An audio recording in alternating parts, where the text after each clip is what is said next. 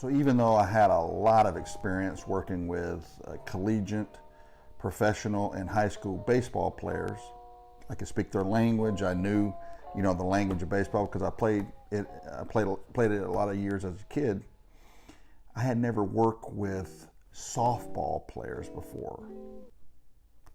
I figured that was the same sport, basically the same sport, as ball, bat, kind of thing. I was wrong. Very wrong. And let me tell you a little bit about how it happened. A parent from Georgia calls me and says that they have a 15-year-old daughter who is a superstar softball player, all-star. I mean, the best of the best in the entire state of Georgia is what they told me. But she has seized up psychologically for a number of reasons. They couldn't get through to her. She wouldn't communicate what's happening here, her future and playing collegiate softball is in jeopardy. Dr. Trammel, can you help?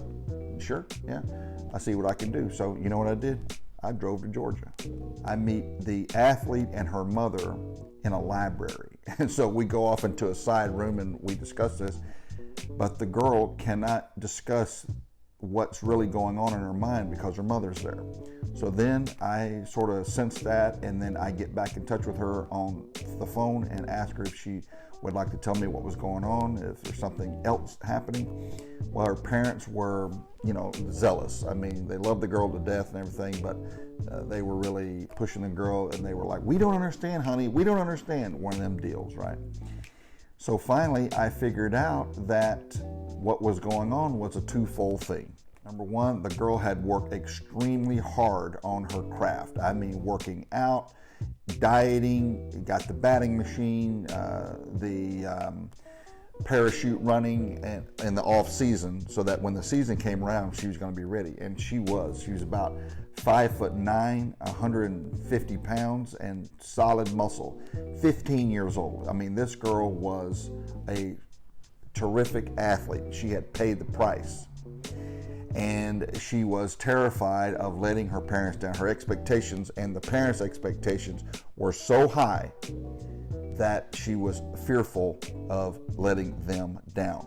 But now here's where it gets really interesting as far as I'm concerned. She would go to a game.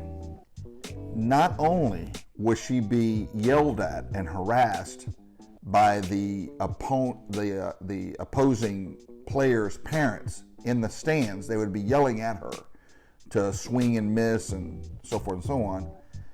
The parents of her teammates were ridiculing this girl, yelling at her to miss and swing and miss, literally 2 down, 3 down from her own parents in the grandstands.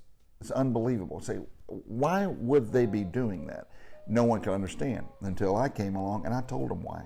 The girl was almost, it was as if she was almost Olympic kind of talent. I mean, this was an extraordinarily special athlete we were dealing with here, right?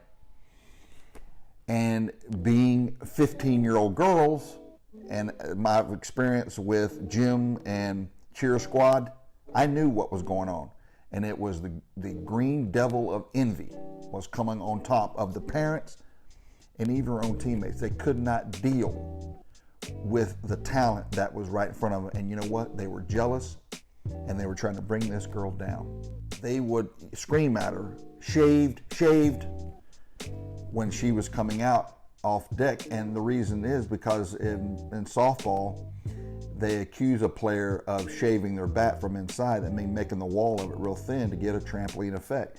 You know the reason why? Because every time she stepped up to the bat, she'd hit one out of the ballpark. Almost, I mean, her batting average was 700. Some crazy number like that. She was just that good. But then all of a sudden, once she starts getting harassed, she starts striking out. And now that's when the parents come to me. And one of the things I told the parents was, I said, get out of that league. You got to get out of that league. Do whatever you need to do to get away from them people. It took a while. It took a while for me and the parents to get through to her. But she got back to where she wanted to be, and now she's doing great. See, but it was, it was a complicated thing, and it was a sad thing to see. It really was. That the other people, the parents of the stands yelling at one of their teammates, it's unbelievable. But that's exactly what happened, because they accused the girl of cheating. They couldn't believe what they were seeing. She had to be cheating. Surely she doesn't have enough. She doesn't have that kind of talent, but she did have talent. She was just a very special athlete. The parents got her out of that environment. I worked with her for several months, and now she is doing awesome.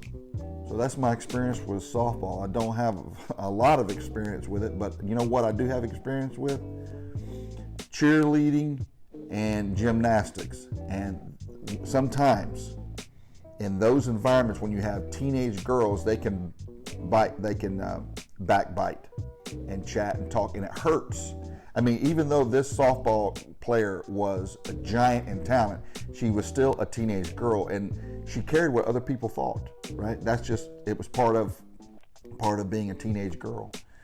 And so I did my best and had success with her as far as trying to help her get at the right perspective and more mentally tough.